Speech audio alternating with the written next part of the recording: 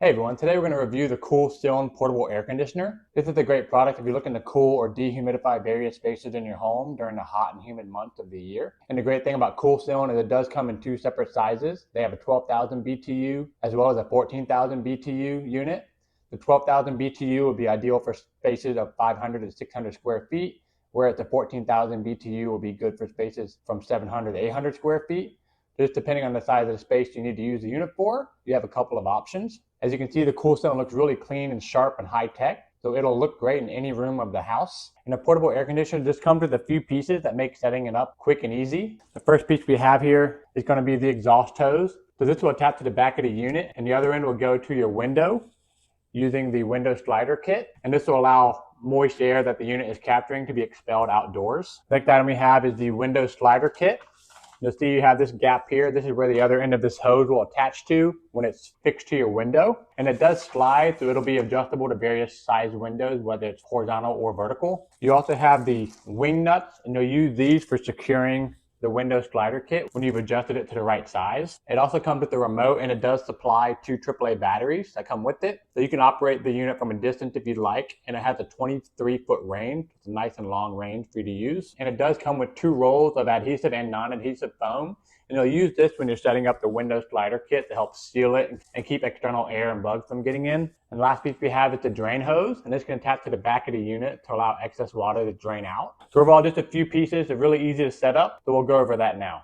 You can turn the unit around. This is where the majority of the pieces will connect to. Just keep in mind, you do have two drains. You have the main drain here, which you can attach the drain hose to when it's in dehumidify or the dry mode. And that'll allow all the water that is pulling out of the air to escape through the drain hose and into a pan or a bucket that you have the other end of the hose leading to. And you also have the bottom drain down here. So if you're running the unit without the drain hose, eventually the unit will fill with water and it'll shut off with an F1 error. And all you need to do is undo this bottom drain, allow all that water to run out, then put the drain plug back in and turn the unit on to resume normal functionality. Another thing to note is it does have two filter screens in the back, and they're really easy to come off. You can just use your hands, apply a little bit of pressure pulling out. And you want to clean these periodically to help keep them free of lint and debris so the airflow is not obstructed. And the bottom one also comes off, just like the other one. Same thing, it's just a mesh screen. It'll catch air and debris, and just want to clean it off periodically. And so using the exhaust hose, the square piece is going to fit into the back of the unit right here. So this will just slide in. And you hear it click. If you need to remove it, it's got a little button here.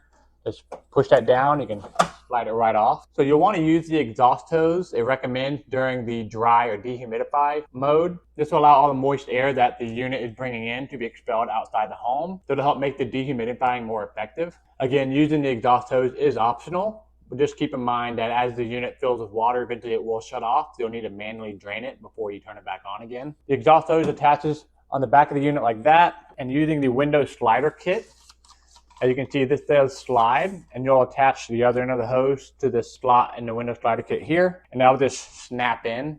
And if you want to unsnap it, there's buttons on this too. Just push in and unsnap it as well. To give you an idea how the window slider kit can be installed, I'll go ahead and open my blinds, kind of give you a rough idea of what that looks like. So I have a horizontal window here, so I'm going to use the slider kit horizontally like this. If you do have a vertical window, you'll install it up and down like this. And also keep in mind the width of the window.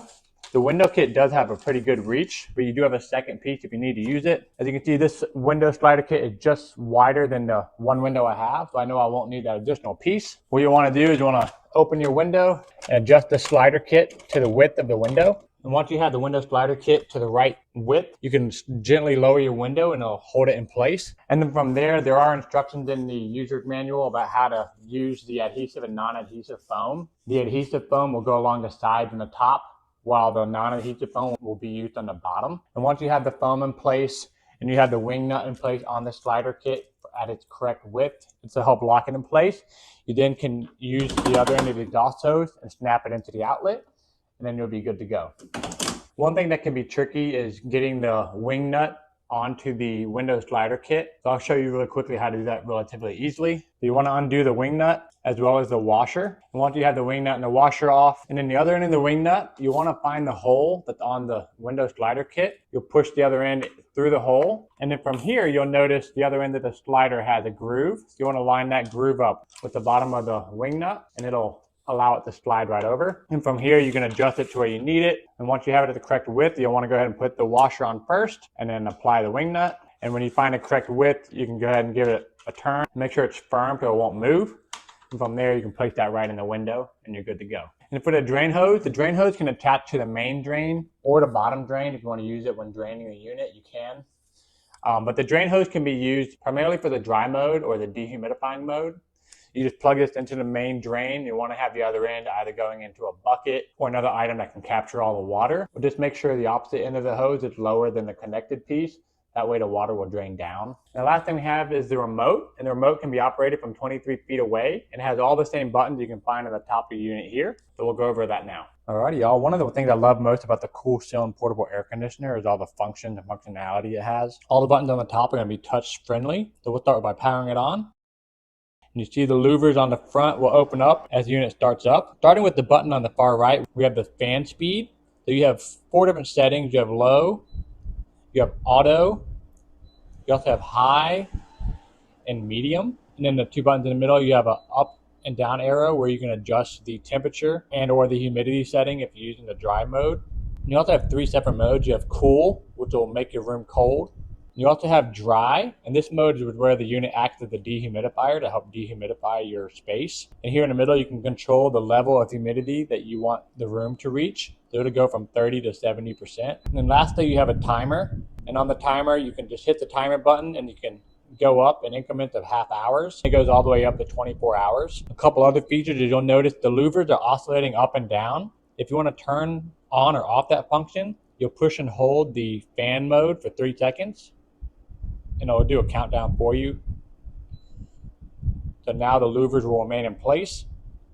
But if you want to have the oscillation come back, you just push and hold the fan mode again for 3 seconds.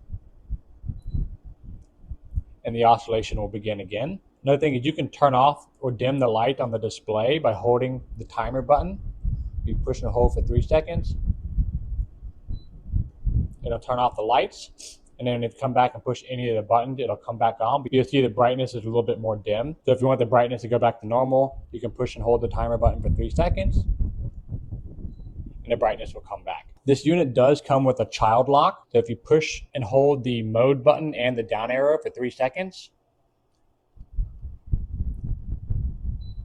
it'll activate the child lock. So now none of the buttons will work. If you want to unlock it, you got to push and hold these 2 buttons again for 3 seconds.